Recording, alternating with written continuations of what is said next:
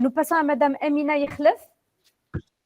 Madame Amina Yakhlef, est-ce que vous êtes là avec nous?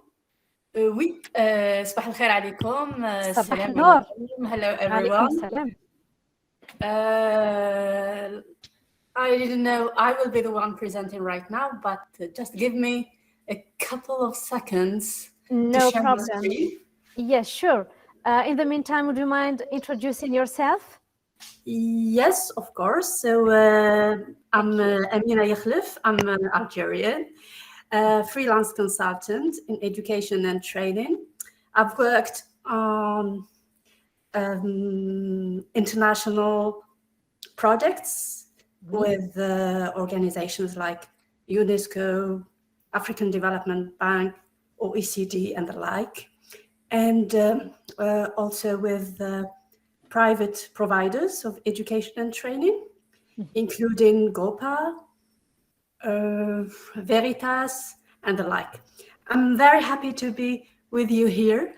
Just give me a couple of seconds, like I said, to share my screen. Okay, thanks. We are very pleased to have you. Thank you very much. Same here.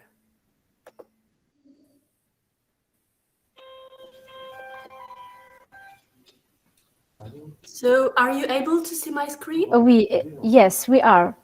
Please try to move to the other slide to see if it works. Yeah. Yes, I've moved. It works perfectly. Great. I didn't put my camera so that I thought maybe it will be easier for me to share my screen, because this is the point, actually. Please suit yourself. Thank you very much. So, like I said, I will be presenting, well, like I mentioned in my summary, which I sent you earlier today, I will be presenting the Finnish experience. So it's teaching circular economy at school and how they did it. So first of all, I will be talking about this example, why I choose it, and how they developed this circularity roadmap, who did it and how they did it, the key lessons, and then I will talk about how they are teaching circular economy at school, the achievements with an example, the enabling conditions, and the challenges. And then I will conclude with a small remark, which I hope will be helpful for the upcoming network. So why choosing the example of Finland? Simply because this is an outstanding example in designing and implementing circular economy. I have put each time the references so that people can check the websites. And it has been recognized as a global frontrunner in CE. I've put it into between brackets, this is circular economy. So this is a global frontrunner in circular economy learning offerings in higher education, recognized by Ellen MacArthur Foundation, which David has already mentioned in his presentation as well. And also because Finland is, as far as I know, the first country to have developed a circularity roadmap. And recently, I think that this has inspired other models, like the new Circular Economy Action Plan, which has been set up as part of the European Green Deal, which was elaborated in 2019. By the way, if anyone wants to add anything or a remark, please feel free to interrupt me at any time. So what is the circularity roadmap and how the Finns did it? Well, this, like I said, in Finland, they started with a holistic roadmap, which dealt with circularity in a holistic way to transition from a linear to a circular model. They started, as far as I know, in around 2013, 14, 15, something like that. It was designed by a fund called the Citra, Finnish Innovation Fund, which is an independent think tank, which has a neutral position. I think that this is very important. We will come back to it because in Algeria, many people has already mentioned that it's characterized, as we know, by bureaucracy, by centralization. So having a neutral organization which pushes forward the agenda of circularity is extremely important. The other thing which is really noteworthy in the case of Finland is that they did this work in a participatory fashion. They involved a lot of people. They didn't do it just in an office, in a ministry with no one hearing about it, and then they just came up with a document. The key lessons of this holistic roadmap is that context is extremely important. So it wasn't copying and pasting. They also relied a lot on cooperation, and they realized that education is extremely important. And this is what I will elaborate on right now. So teaching circular economy at school, they did it in two ways. They started working with schools, whether it's primary, upper secondary, universities, vocational training centers, but at the same time they were developing tests like lifestyle tests and other tools to push people to get familiar and to know and to adopt circular ways of life. So it was really done in parallel by Citra, the fund, so that they get to involve people, but at the same time they were researching and developing other tools. So they did direct negotiations with primary and upper secondary schools, and at the same time for universities and vocational schools, they set up 3 funding application processes. Following that, they developed 25 educational packages, and the intellectual property rights remained with those who designed these materials, whether it's a school or a vocational center or whatever. And they did it in a very large range of fields. The resources were both for both teachers and students. And in the meantime, Citra continued to lobby decision makers. They advertised the program and they trained diverse targets. So they were really very active in promoting circular economy at the same time.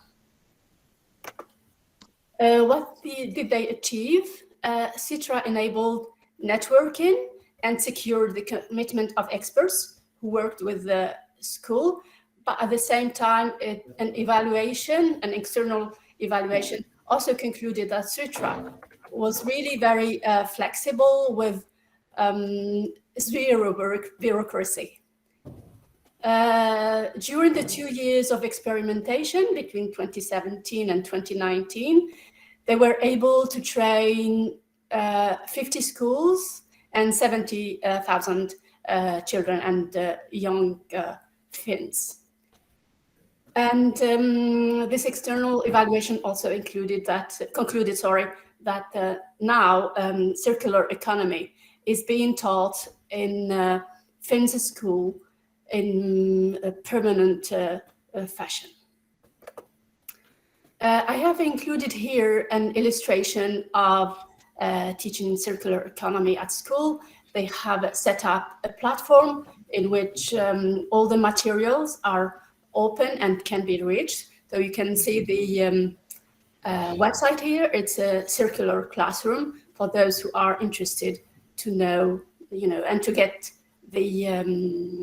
resources.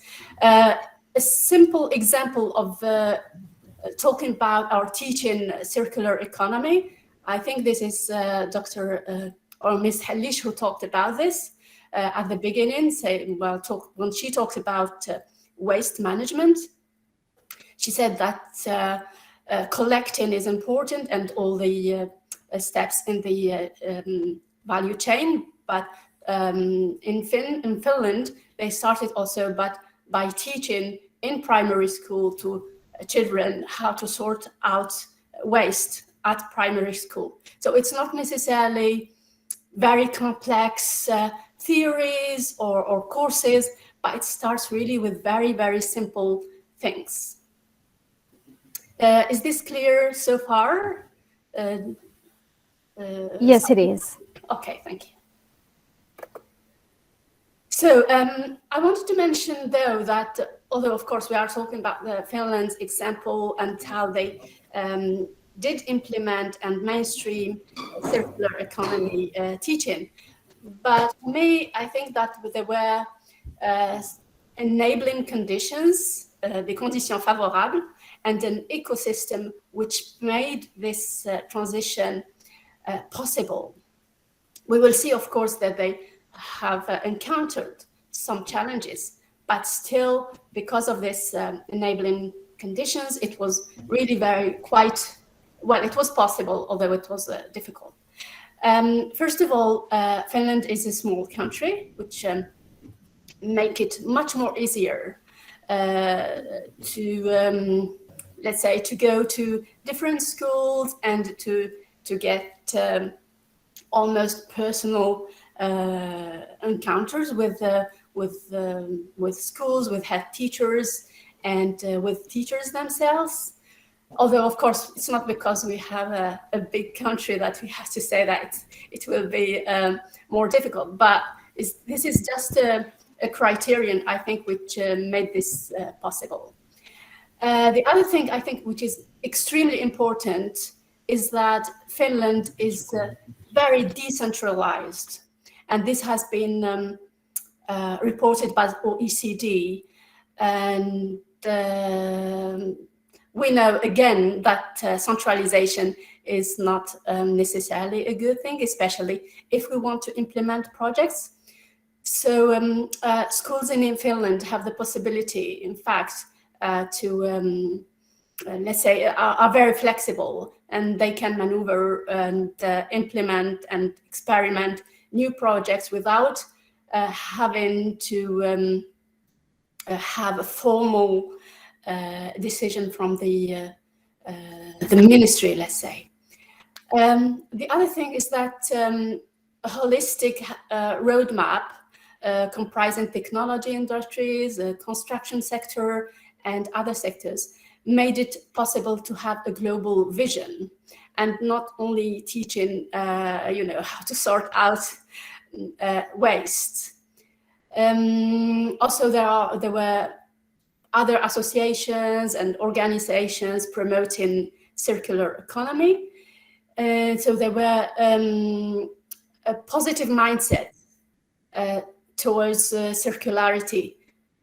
We were talking earlier, some of you mentioned that, for instance, for us, waste is a problem of culture.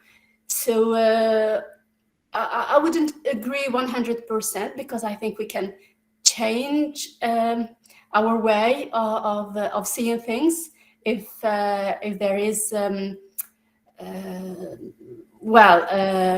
like we say it in French, sensibilisation.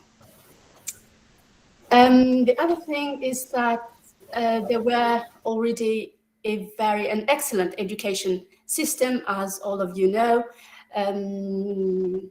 Finland is in the top 10 of OECD PISA. I made an arrow here for number 10. It is, like you see here on the map, a tiny country. As I mentioned earlier, there were, of course, many challenges for the Finns to implement and to mainstream circular economy at schools. The first thing is that most developers said that there is a shortage of expertise of teachers and decision makers. So there was really an effort and a work to educate these people before developing teaching materials.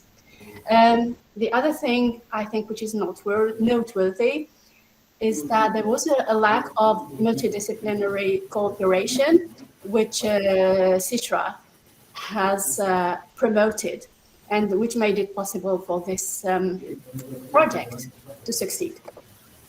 Last thing is, in my conclusion, I noted that this overall strategy and a roadmap, which we definitely are desperate for in Algeria, would make it, I think, would facilitate mainstreaming circular economy at schools.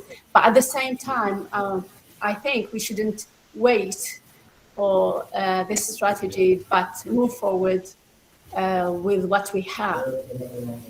The second thing is that CITRA, the Finnish fund, which has promoted circular economy in Finland, is as I mentioned, neutral. It has no agenda. The only agenda it has actually is to advance circular economy. The third thing is that we need to learn from other experiences, and we are here for that. But at the same time, we have to be very careful and adapt the models and not, of course, copying and pasting. We all agree on that.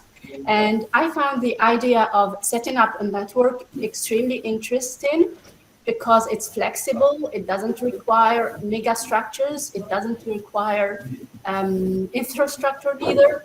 So I think it's a fantastic way of kickstarting things. And I think it's Mr. Bedrouni who said that we have to go and look for funds. And for that matter, I included the Green Climate Fund website, which can be one of the ways of looking for funds. So as we all know, this is a long and complex process that requires cooperation and stamina. At the end, I would like to thank you all, and any comment or feedback are much welcome. You have my email and LinkedIn, so please feel free. Thank you very much. Looking forward to your questions or remarks. Thank you, Ms. Yakhlef, for your presentation. And we already have in the chat box like 2 questions. The first one is from Dr. David Ness. And then the second one is from Mr. Ahmed Belgasem, and then Mr. Mohammadi raised his hands. So we are going to start with David Ness. I'm going to read for you the question. He said, it's very interesting, Amina. I wonder if education of children enabled children to influence their families. Sorry, Sabrina, let me just take note of the question because I can't see it in the chat box. All right. So, sorry, I can see it now. Great. Do you want me to answer? Try and answer right away, or yes, please go ahead. Okay, thank you very much. Thank you, dear David. Yeah, I think actually that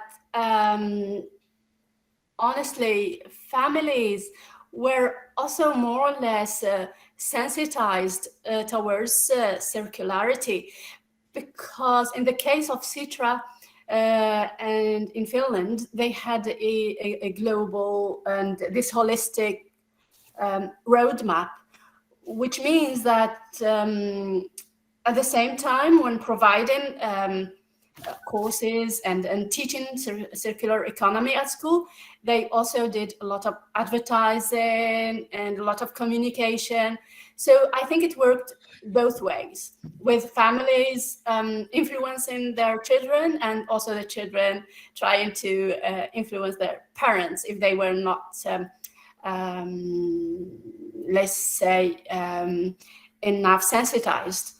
I included in my slide, sorry, I didn't mention that for the Finns, I can, more than 80% anyway of people were really keen to implement circular economy in Finland, even if other countries did not, didn't want, in fact, to move forward with a circular economy. This is part of the ecosystem, like Mr. Bedroni and Mr. Boldrini have already mentioned, and yourself. I think it's a question first and foremost of mindset as well. I hope this answers your question.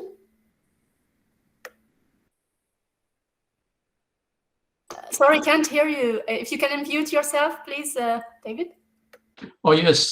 Thank you very much, Amina. It explains it very well. Yes, the roadmap.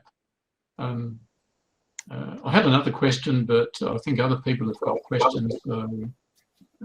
I'll let... We're back. Nice. Monsieur Belgasem, s'il vous plaît, est-ce que vous pouvez poser votre question si vous m'entendez? Yes, okay. Yes, Sabrina. Do go you hear ahead, me? Please. Yes, we do. Yes. I asked Dr. First, I congratulate Dr. Amina for his presentation. It was very interesting. My question is it possible to extrapolate this study for Algeria? I mean, not in short time, but anyway, if also in long time. What do you think, Dr. Amina? Did you hear me? Yes, I did. يعطيك الصحة سي بالقاسم. I think that we have to be to get inspired by Finland's example, because it's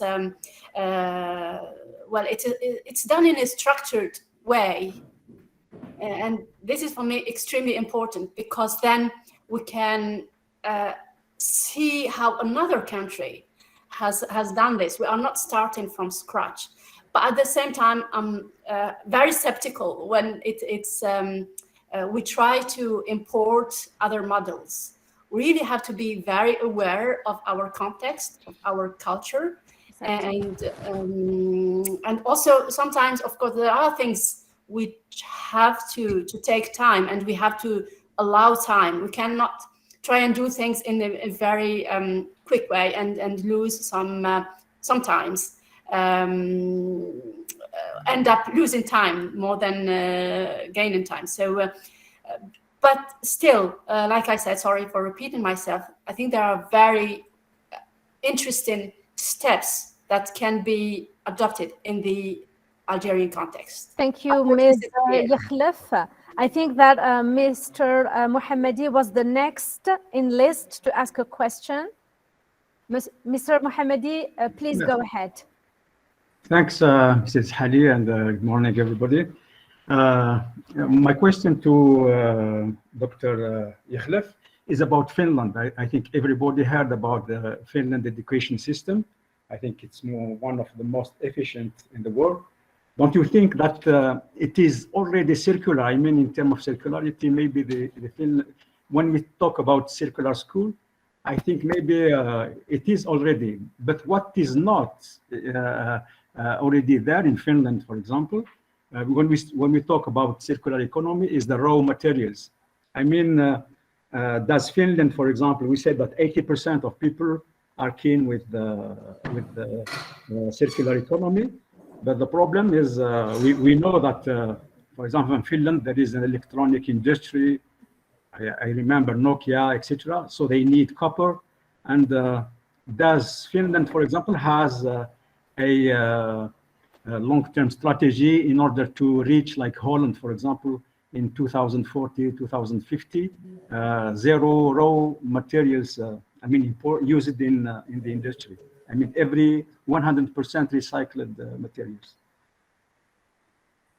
I don't know if vous avez compris ma question. Monsieur Mohamed, يعطيك الصحة.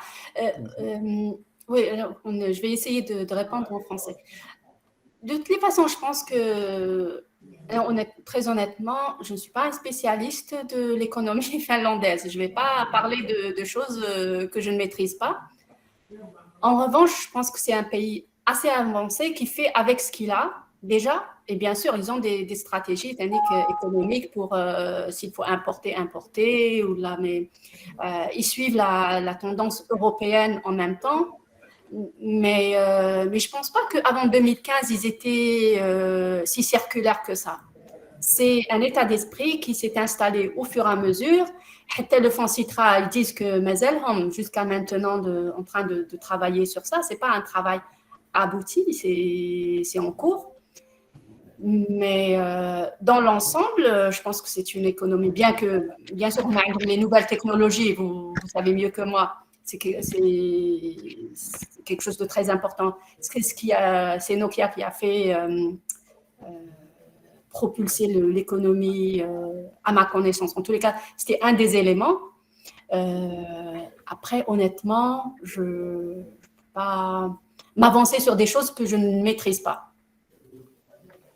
Mais regardez ceci dit, hein, j'ai mis le lien de Citra, le fonds qui gère roadmap de la circular economy.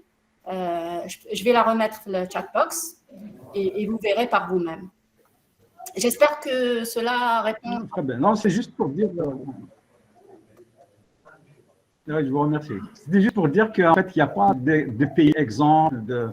Il y a l'économie circulaire et puis il faut y aller avec une stratégie nationale ou bien copier les autres, même s'il y a des pays qui sont plus avancés que les autres. Voilà, merci. Merci, Monsieur Mohamedi, pour votre question, ainsi que notre invitée, Madame Amina Yakhlef, d'y avoir répondu.